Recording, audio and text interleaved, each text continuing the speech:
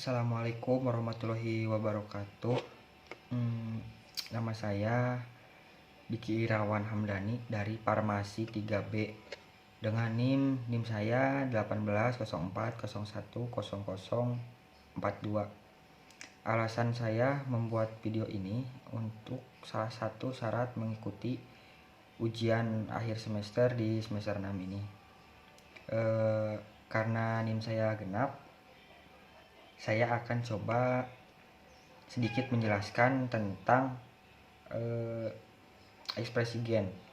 Dengan ketentuan yang sudah ditetapkan, saya akan coba menjelaskan prinsip-prinsip dasar ekspresi gen dan produk atau pengaplikasian dalam bidang kefarmasian.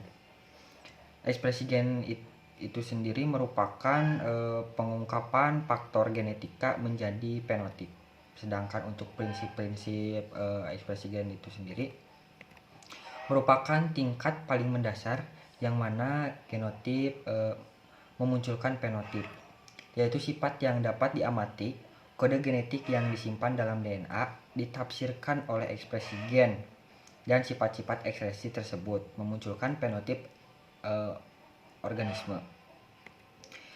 Fenotip semacam itu sering diekspresikan oleh sintesis protein yang mengendalikan bentuk organisme atau yang bertindak sebagai enzim yang mengkatalisasi lintasan metabolisme spesifik yang menjadi ciri organisme.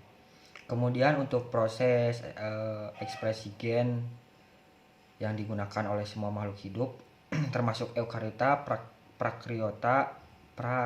prakariota, dan virus, dan juga digunakan dan dimanfaatkan oleh virus untuk menghasilkan mesin makromolekul untuk bertahan hidup atau keberlangsungan hidupnya.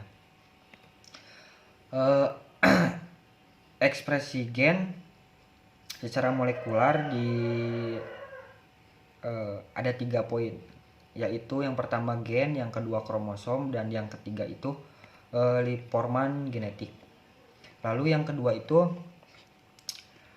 ekspresi gen dalam bentuk produk atau aplikasi dalam bidang kefarmasian, yaitu materi genetik yang merupakan satu sel kumpulan gen-gen lengkap dari suatu makhluk hidup. Sedangkan gen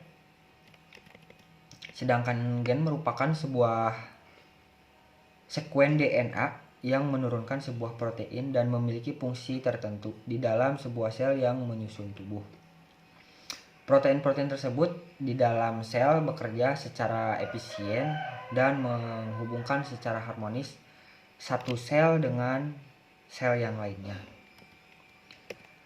Untuk regulasi produknya, regulasi produk ekspresi gen mengacu pada kontrol jumlah dan waktu penampilan produk fungsional gen.